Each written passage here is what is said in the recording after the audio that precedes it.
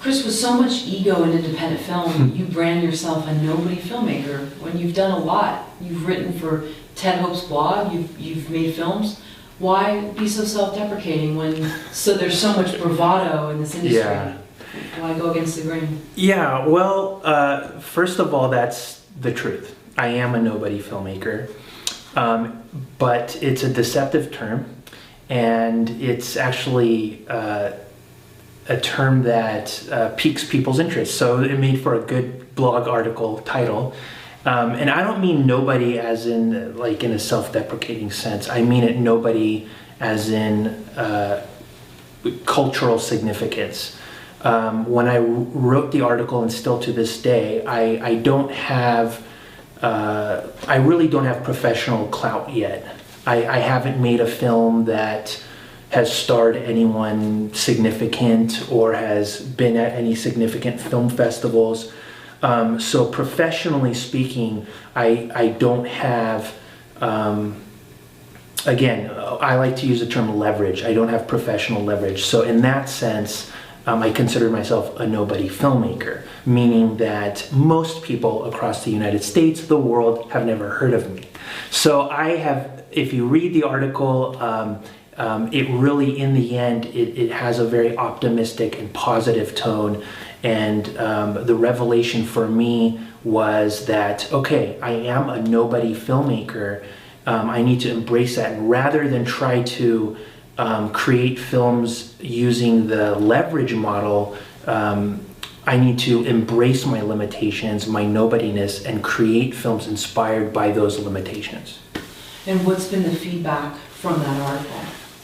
It was really good. It's been a while since I wrote it, but I just checked actually the blog post on Ted Hope's blog. Ted has since moved to IndieWire, but that was on his original Truly Free Film blog. And there's been comments since then. I didn't know about it, so I just replied to some of them. Yeah, it got copied and pasted on a lot of blogs. It was tweeted numerous times.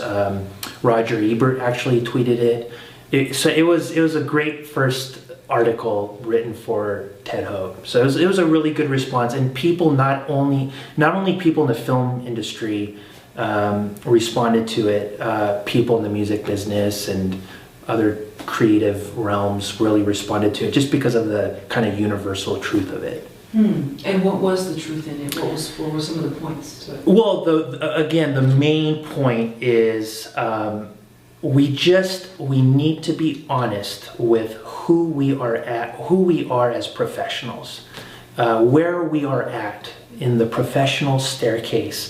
And I make the argument in the article that because we are exposed to so much knowledge, wisdom, information through commentaries, panels, blog posts by professionals, we kind of ingest all this information, and we become delusional as nobodies. We become delusional into thinking, oh, we can do this too. We can call an A-list actor's agent and make them a deal. We could raise $5 million because this is a blog post telling you how.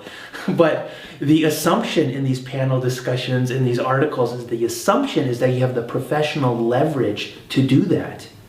You have an oeuvre, a body of work that will open those doors, that the A-list actor will go, oh, I know this writer, I know this producer, I know this director, I want to read the script.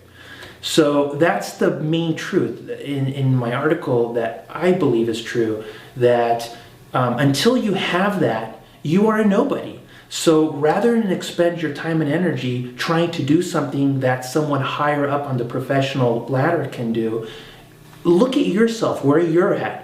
Embrace your resources, your limitations, and create accordingly. Don't waste 5-10 years trying to raise $1 million. Who's going to give you $1 million? You've done nothing. You know, you made a couple of short films or something, but you have to just be honest with where you're at and create and do the work and let the work carry you upwards.